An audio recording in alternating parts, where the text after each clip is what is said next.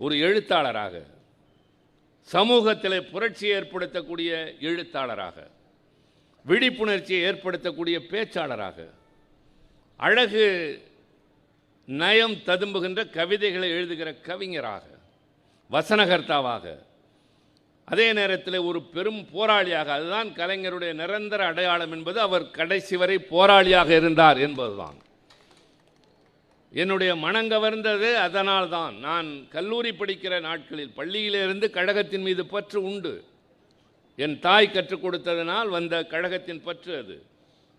ஆனால் கல்லூரியிலே நான் தீவிரமாக ஈடுபட்டு அவசர காலத்தில் மிஸ்ஸாவிலே செல்லக்கூடிய அளவிற்கு காவல்துறையினரால் கண்காணிக்கப்பட்டு நான் ஓராண்டு காலம் சிறையில் அடைபட்டேன் என்றால் கலைஞர் மீது கொண்ட காதல், கலைஞர் மீது கொண்ட ஈர்ப்பு, அவருடைய வீரம் செறிந்த உரைகள், அவருடைய திரைப்படத்தினுடைய வசனங்கள், அதில் இருந்த கருத்து செறிவு, இதுதான் ஒரு இளைஞனை ஆக்கிரமிக்கும் அல்லது ஆட்கொள்ளும் என்பதற்கு உதாரணமாக என் போன்ற பலர் கிளம்பினோம்.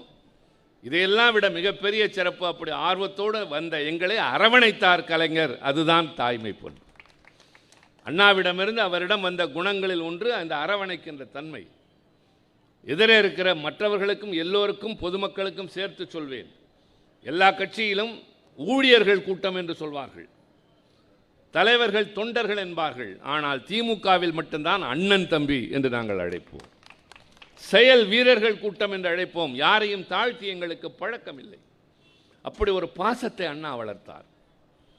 ஒரு தாய் வயிற்றில் இத்தனை பிள்ளைகள் பிறக்க முடியாது என்ற காரணத்தால் பல தாய் வயிற்றிலே பிறந்தோமே தவிர நாம் அனைவரும் ஒரு தாய் வயிற்று பிள்ளைகள் என்று சொன்னாரே, அது நடந்தது. எனக்கு உடன் பிறந்த அண்ணன் கிடையாது, தம்பி கிடையாது. என்னை பெற்ற தந்தையை நான் பார்த்ததில்லை. சித்தப்பா பெரியப்பா கிடையாது. சொல்லிக் கொள்கிற அளவிற்கு பெரிய உறவுகள் கிடையாது நான் பெற்ற பிள்ளைகளை தவிர. தாயும் இல்லை, பின்னர் மனைவியும் இல்லை. ஆனால் நான் தனி மனிதன் இல்லை. தமிழ்நாடு முழுவதும் ஆயிரக்கணக்கான அண்ணனும் தம்பியும் எனக்கு இருக்கிறார்கள். அதுதான் இந்த இயக்கம் தந்தது. வேறு எந்த கட்சியில் இந்த சிறப்பு இருக்கிறது சொல்லுங்கள்? பதவியில் இருக்கலாம், அதிகாரத்தில் இருக்கலாம், ஆனால் அடுத்த தெருவிலே கூட அவர்களுக்கு வேண்டியவர்கள் இருக்க மாட்டார்கள்.